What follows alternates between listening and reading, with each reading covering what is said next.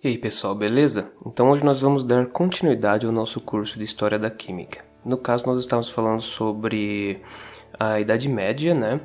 E acabamos de sair então da parte em que discutimos as invasões árabes. Bom, o mais importante que nós temos que lembrar sobre a Idade Média é o seguinte. A Idade Média, ela pode ser dividida em duas partes principalmente. A primeira parte é chamada de Idade Média Alta. Essa época, né, nós podemos dizer assim, ela é baseada em quê? Ela é baseada na fundamentação dos feudos, né, que surgem logo após a queda do Império Romano, e também com as invasões árabes, né, as invasões que vinham de fora do reino, no caso. E logo em seguida veio então a chamada Idade Média Baixa, né? Até pode parecer um pouco estranho, né? A baixa pode parecer que devia vir antes, né, do que a alta, mas ela vai se basear em quê? Ela se baseia na formação do Estado europeu, né? Então os países começam a ser fundamentados, né? Então surgem as primeiras monarquias ocidentais e tal, né, dentro da Europa. Se tem o início das cruzadas e também a transição entre a alquimia e a química, que é o foco desse nosso trabalho. É um pouco do que nós vamos falar hoje, ok? Então, o que vem logo após as invasões árabes, né? Vem o chamado Império Bizantino. No caso, não é que vem logo após. O Império Bizantino ele foi o quê? Ele foi o que restou do Império Romano. No caso, o Império Romano do Oriente. O do Ocidente ele acabou sendo, ele acabou caindo, né? No caso Roma, propriamente dita, a cidade de Roma, ela foi invadida, sendo que ela foi pilhada. Entretanto, o pessoal que era do Oriente, eles acabaram conseguindo se defender, principalmente ficando centralizados na cidade de Constantinopla. Então você tem a origem do Império Bizantino, que se manteve por 395 d.C. até 1453 d.C. Dentro do Império Bizantino, o que nós temos, além de ser a continuação do Império Romano? No que tange a ciência, nós temos o desenvolvimento de um artefato muito importante e que na realidade ele é um pouco místico até se pararmos para pensar, porque ninguém sabe como ele foi feito, ninguém sabe basicamente quem o fez, só existem especulações, mas existem descrições desse artefato por todos os documentos da Idade Média, principalmente da Idade Média Baixa, que é o chamado fogo grego. O que era o fogo grego? O fogo grego ele era uma chama que não se extinguia com água, na realidade muitas vezes ela podia pegar fogo mais forte com água, né? E que o pessoal utilizava para se defender, no caso os bizantinos. Então o que eles faziam? Quando havia, por exemplo, um outro império, no caso muitas vezes o Império Árabe, né? As invasões árabes tentaram entrar dentro do terreno de Roma do Oriente, né? E aí o que eles faziam? Eles tinham que tentar se defender. E então, por algum motivo, alguém criou uma fórmula que se baseava principalmente no uso de resinas inflamáveis, enxofre e cal. Essa mistura, no caso, ela era grudenta, então você podia jogar no casco dos barcos, ela ficava grudada.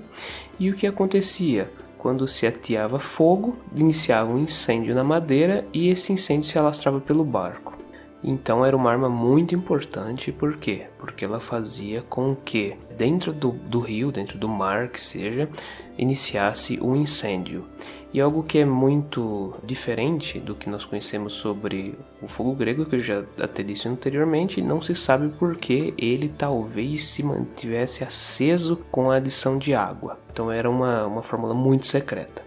Não se sabe também ao certo quem desenvolveu o fogo grego, mas se atribui ao grego Calínico. Daí que vem o nome fogo grego, porque foi desenvolvido por um grego. E isso daí se deu por volta de 672 d.C. Dentre os compostos que acredita-se que exista dentro do fogo grego, se tem, por exemplo, metais alcalinos, ácidos minerais e até mesmo bases. Por quê? Porque esses compostos eles acabam contribuindo para o desenvolvimento do incêndio, uma vez que, quando entram em contato com a água, eles reagem brutalmente. Se tem uma reação bastante forte com a adição desses compostos. Dessa forma, então, esses compostos, esses ácidos, esses metais alcalinos, essas bases, provavelmente elas eram adicionadas às resinas dos pinheiros juntamente com o enxofre e o alcatrão, que é um dos compostos que provavelmente eles utilizavam, para se ter então essa possibilidade de reação e ela não ser extinguida tão facilmente. Então a ideia era qual? Era jogar água sobre, por exemplo, um metal alcalino, esse metal alcalino esquentar brutalmente, haver um composto que mantenha ele aceso, ou seja, que forneça combustível, no caso, por exemplo, as resinas, o alcatrão e também o enxofre, e conforme aquecia-se muito, provavelmente ele entrava em contato com o oxigênio da atmosfera, né? No caso a atmosfera sobre o lago ou na superfície de madeira do barco, e dessa forma a gente fecha aquele triângulo, né, que a gente tem da combustão, né? Então nós temos energia, comburente e combustível, e dessa forma era muito difícil de apagar esse incêndio provocado por esse composto, uma vez que nós estaríamos fornecendo mais água a um metal alcalino que reagia muito forte em contato com a mesma. E dessa forma, então, você tinha o efeito, podemos dizer que até um contrassenso, né? Então você adiciona água e ele pega fogo. Então, quando nós falamos de Idade Média, sempre vai haver uma aparição do fogo grego. Por quê? Porque ele foi um desenvolvimento tecnológico muito importante e que contribuiu para se evitar a invasão de novos povos, né? Então você conseguia evitar a invasão com o desenvolvimento tecnológico. E falando em desenvolvimento tecnológico, então nós podemos pensar o quê? Que a Idade Média realmente não é a Idade das Trevas, como se dizia anteriormente. Em outros vídeos eu até frisei já isso, né? A Idade Média não é a Idade das Trevas. E as principais áreas de desenvolvimento tecnológico elas são ligadas à defesa e à manutenção da vida, né? Então, por exemplo, o fogo grego é um artefato desenvolvido para se ter uma defesa maior ou então conquistar novos territórios, inclusive dentro do mar, né? Então, assim, provavelmente se utilizava fora da água, provavelmente também se utilizava fora da água, mas o importante dele era que ele funcionava muito bem dentro de corpos d'água, né? Então, as principais áreas que nós temos de desenvolvimento são a engenharia, o exército e a agricultura. Respectivamente para cada um deles, nós temos na engenharia o desenvolvimento de moinhos de vento que ajudavam na produção mais rápida de farinhas, o desenvolvimento de fortalezas, né, paredes mais altas e mais largas para evitar que outros invasores entrassem nos feudos, o desenvolvimento dos relógios, ou seja, já começa a se notar que eles pensam em tempo agora, né? Começa a sair daquelas ampulhetas, daqueles relógios de água, passando para agora o desenvolvimento de relógios mais complexos. Nós vamos ver que praticamente no final da Idade Média já começa a se ter o desenvolvimento de uma máquina específica, que é a máquina de tecer, já está sendo idealizada mais ou menos no fim desse período. Nós temos o desenvolvimento também da imprensa, né? Começa a se desenvolver novas formas de se escrever e armazenar informações. Então são coisas importantes que acontecem dentro do aspecto da engenharia, né? Nós temos também o que?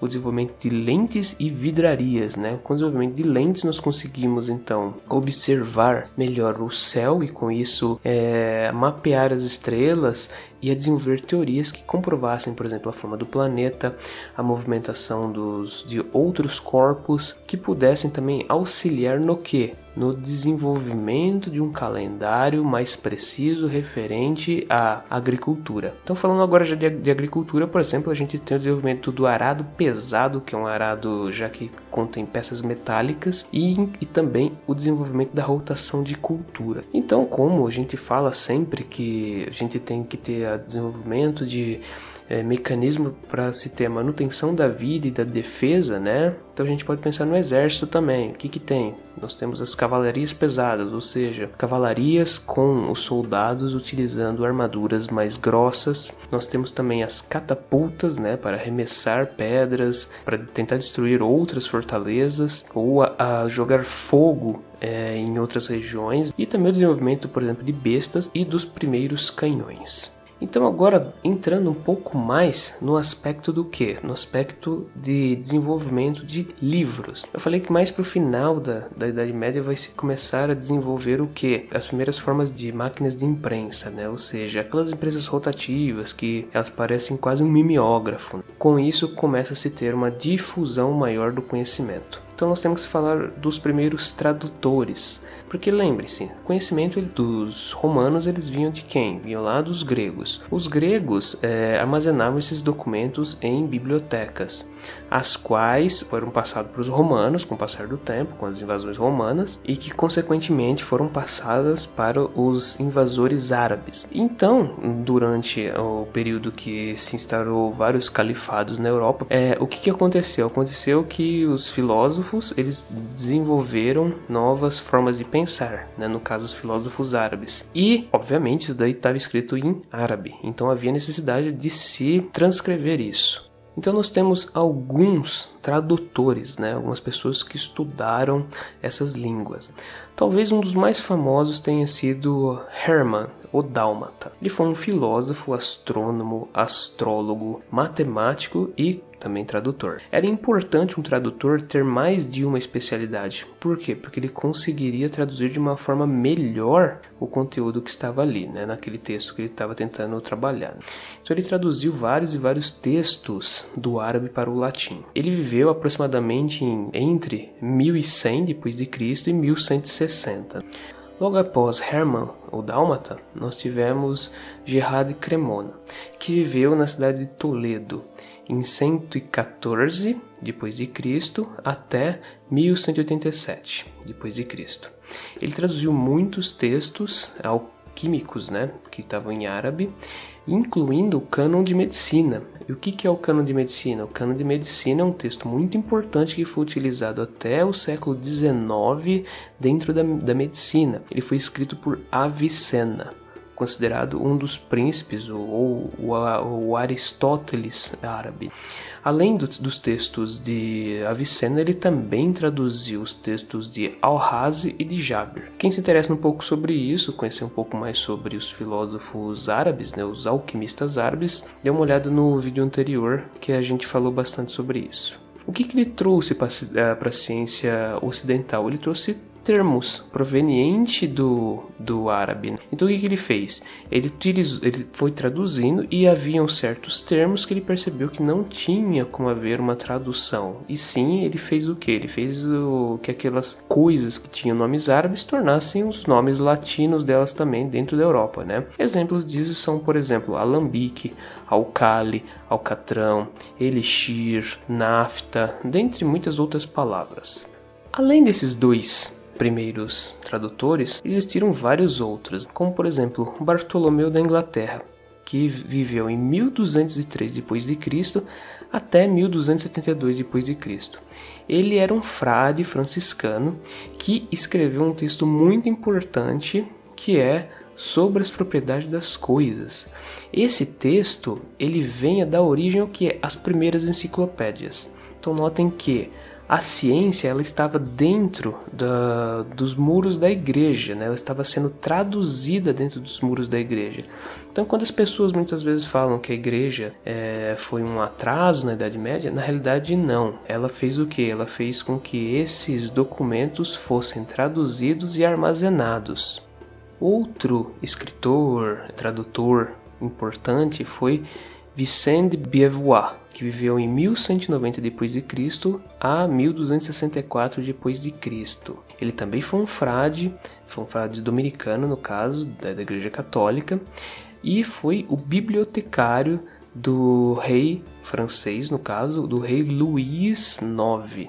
Então ele foi um cara que foi contratado por um rei para traduzir conteúdos do árabe para o francês, para o inglês, para o latim, para as línguas europeias, né? Então o que acontece? Já havia um interesse já de monarquias para o desenvolvimento de uma ciência, né? Para o desenvolvimento do quê? De um conhecimento básico. Lembra que nós falamos lá no primeiro episódio sobre Idade Média? Nós falamos sobre feudos. Então o que acontece? Acontece que haviam monarquias específicas Entretanto, o que se desenvolvia dentro desses muros que essas monarquias defendiam não eram facilmente espalhadas por outras monarquias, né? Não havia esse contato muito simples entre feudos. Dessa forma, o que eles faziam? Eles tentavam desenvolver uma ciência para sobreviver dentro dos muros. Então é muito importante o desenvolvimento, a tradução de textos que pudessem trazer algo de interessante. Outro tradutor famoso foi Alberto Magnus, que viveu em 1193 d.C. até 1280 d.C. Ele é conhecido como Santo Alberto o Grande. Ele defendia a observação e experimentação e introduziu Aristóteles no pensamento cristão. Então ele começa a trazer aquela ideia de silogismo aristotélico, que vai ficar muito mais famoso depois com São Tomás de Aquino. Ele era um frade dominicano, né? ele era vinculado à Igreja Católica mesmo, e foi considerado um dos doutores da Igreja, ou seja, ele foi realmente um cara bastante importante para o desenvolvimento da Igreja, das ciências, se pararmos para pensar. Por quê? Porque ele auxiliou na escrita desses documentos para a língua latina e também auxiliou numa formalização de contexto mais filosófico dentro da própria igreja. Depois desses famosos escribas, né, desses escritores, desses tradutores, nós temos talvez o último dos grandes alquimistas europeus. E vocês vão entender o porquê estou falando de último alquimista, porque daqui para frente nós vamos começar a falar de uma nova ciência. E esse último grande alquimista se chamava Nicolau Flamel, que viveu em 1330 d.C. até 1418 d.C. na França.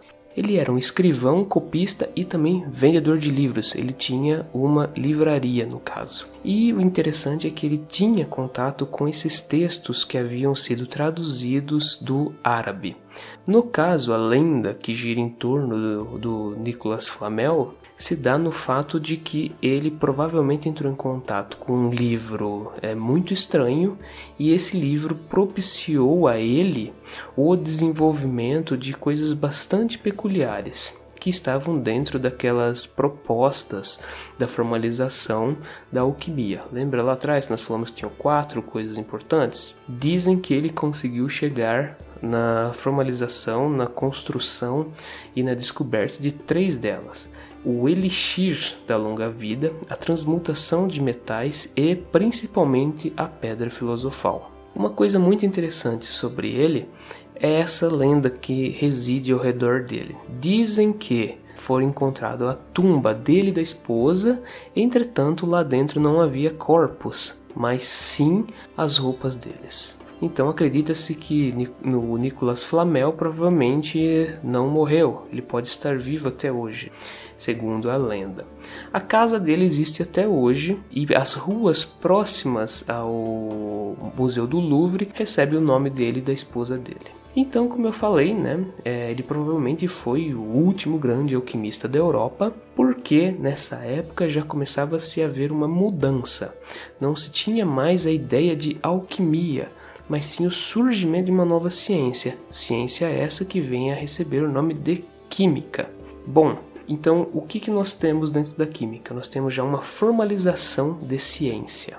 Dentre os mais importantes químicos, se assim já podemos dizer, está mais um padre, né? No caso Roger Bacon, que era padre e filósofo inglês. Ele nasceu em 1214 e viveu até 1294. Ele deu uma ênfase bastante grande ao uso da matemática e do empirismo na ciência.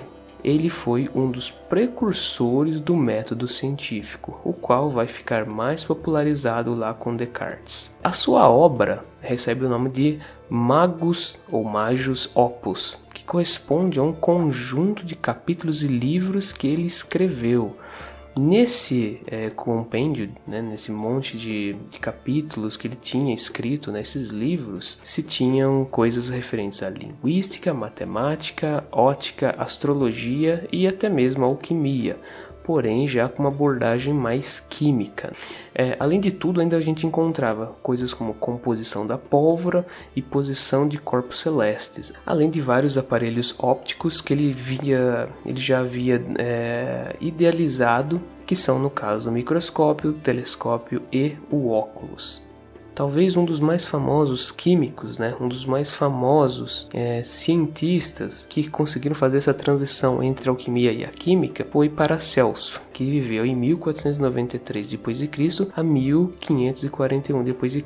Nós sabemos o quê? Que a Idade Média ela finaliza em 1500. Entretanto, nós podemos ainda classificar Paracelso como um cientista da Idade Média porque ele teve contato com muitos documentos da Idade Média, né? Então ainda o pensamento era medieval nesse período. E o que ele foi? Ele foi um alquimista, ele foi médico, ele foi ocultista, ele foi físico e astrólogo.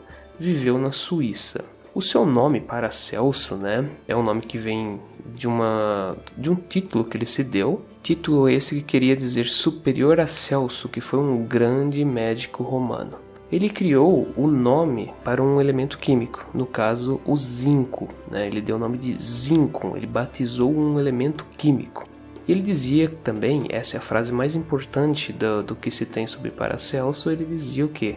Que a diferença entre o veneno e o remédio é a dose, sendo essa uma observação utilizada até hoje. Ele acreditava que a forma dos objetos ela indicava para qual tratamento aquilo servia, né? Então imagina, se você tem um problema de coração, você quer tratar aquilo, você teria que fazer, por exemplo, um chá de alguma planta que tenha a forma de um coração. Era isso que ele acreditava. Ou seja, tem ainda um pensamento um pouco ligado com a Idade Média, né? Com a alquimia ainda, né? E existe um mistério ao redor do Paracelso, assim como também existia um mistério lá com o Nicolas Flamel, né? Ninguém sabe como ele morreu. Sabe-se que ele foi assassinado devido ao fato de, depois de um tempo terem feito a exumação do cadáver, descoberto que o crânio havia sido fraturado. Então alguém matou Paracelso. Bom, além de tudo isso, nós temos que lembrar o quê? Que Paracelso ele não foi um cara que quis ficar preso dentro da Europa. Ele fez longas viagens para se ter um melhor conhecimento médico. E ele é um dos responsáveis pelo desenvolvimento da iatroquímica, ou seja, o organismo humano ele é dependente de reações químicas. Notem que já se fala de reações químicas já dentro da iatroquímica. E ele foi também o precursor da homeopatia. Então existem algumas curas que são atribuídas a Paracelso. Dentre delas nós temos alívio de dor de cabeça por trepanação. Na realidade, trepanação já era utilizada lá no Egito Antigo. Que consiste o quê? Em furar o crânio procurando algumas bolsas de ar que estejam, por exemplo, inflamando e fazendo com que se tenha dores no crânio. Ele também talvez tenha desenvolvido algum método para se curar tremores cerebrais, seja lá o que seja isso. Utilizando, no caso, óleo, sales e água de manjericão. Ele conseguiu curar hematomas com o uso de óleo de vitríolo. No caso, óleo de vitríolo é ácido sulfúrico. Não sabemos como ele fazia isso, né? Mas provavelmente em uma solução bastante diluída de ácido sulfúrico. Ele conseguiu combater vermes intestinais com o uso de sais de mercúrio. Obviamente, né? Como que ele conseguiu combater isso? Ele fazia a pessoa ingerir sais de mercúrio, a pessoa tinha uma diarreia constante e assim eliminava os vermes. Ele também desenvolveu alguns remédios, né? Por isso que ele é um dos pais, por exemplo, da homeopatia. Ele desenvolveu o quê? Óxidos de mercúrio dissolvidos em água fortes, que é no caso ácido nítrico, são evaporados e depois calcinados. Isso daí se tinha para tratamento de doenças venéreas, ou seja, doenças comuns. Ele também fez o quê? Ele utilizou calomelano dissolvido em água fortes, né, que é o ácido nítrico, precipitado com salmoura, água e sal, para ser usado como laxante vermífugo. Então a gente sabe que provavelmente isso aí ia dar uma diarreia e a pessoa iria expelir qualquer verme, qualquer coisa que ela tivesse no estômago, nos intestinos e que estivesse fazendo mal. Então aqui nós chegamos no quê? Nós chegamos na finalização da Idade Média. Então tivemos 3 vídeos e agora nós finalizamos com esse último vídeo. Tem muito mais coisa para se falar, mas como o curso ele tem que ser feito em praticamente 15 aulas, nós já estamos chegando na metade dele, então nós conseguimos abranger bastante sobre a Idade Média. Então, para quem gosta desses assuntos, eu convido a dar uma olhada lá no nosso blog, o Licenciando em Química, e deixar um curtir aqui na página, compartilhar e mandar perguntas caso ache interessante. Então, agradeço a audiência e até o próximo vídeo.